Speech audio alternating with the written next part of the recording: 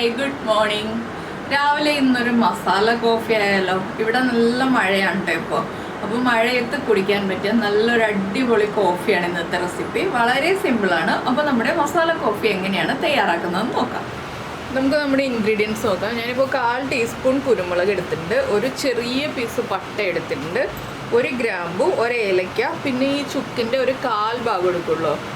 ഈ ഒരു പീസ് ചുക്കിൻ്റെ ഒരു 1/4 ഭാഗം എടുക്കും. പിന്നെ 1/2 ടീസ്പൂൺ ഇൻസ്റ്റൻറ്റ് കോഫി പൗഡർ എടുക്കും. ഇൻസ്റ്റൻറ്റ് കോഫി പൗഡർ അല്ലാന്നുണ്ടെങ്കിൽ നിങ്ങൾക്ക് ഇഷ്ടമുള്ള കാപ്പിപ്പൊടി എടുക്കാം. ഞാനിവിടെ ഇൻസ്റ്റൻറ്റ് കോഫി പൗഡറാണ് എടുക്കുന്നത്. അപ്പോൾ ഇത് ആദ്യം നമുക്കൊന്ന് പൊടിച്ചെടുക്കാം. ചൂടാക്കി പൊടിക്കണമെങ്കിൽ ചൂടാക്കി പൊടിക്കാം, ഇല്ലെങ്കിൽ മിക്സിയുടെ ജാറിലിട്ട് വെറുതെ പൊടിച്ചെടുക്കാം.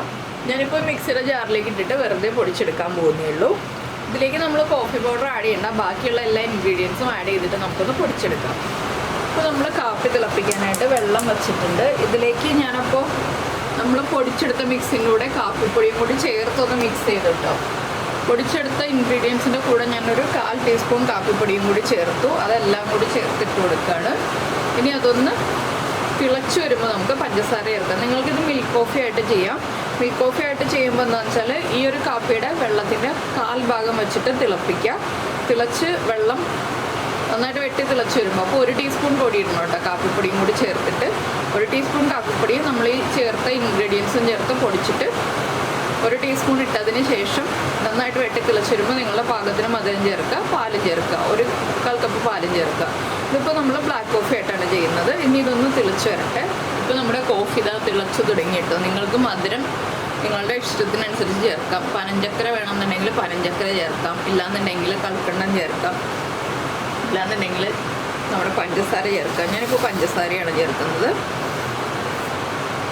ഞാൻ ഒരുപാട് മധുരം ചേർക്കുന്നില്ല, 1 ടീസ്പൂൺ പഞ്ചസാര ചേർത്തിട്ടുണ്ട്. ഒന്ന് പതുക്കെ ഇളക്കി കൊടുക്കുക. ഇത് കോഫി ഇളക്കിയിട്ട് ചേർത്താലും മതി. ഞാൻ എളുപ്പത്തിന് വേണ്ടി വേഗം ചേർക്കാം കേട്ടോ.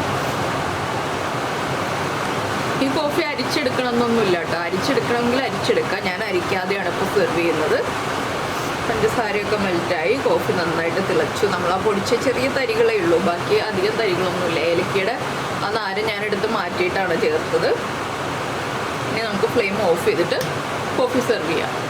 അപ്പോൾ നമ്മുടെ കോഫി ഞാൻ എന്താ സെർവ് ചെയ്ത് കഴിഞ്ഞു. വളരെ ഈസി ആയിട്ട് ഉണ്ടാക്കാൻ പറ്റിയ റെസിപ്പിയാണ്. നിങ്ങൾക്ക് എല്ലാവർക്കും ഇഷ്ടമായിട്ടുണ്ടാവുമെന്ന് വിചാരിക്കുന്നു.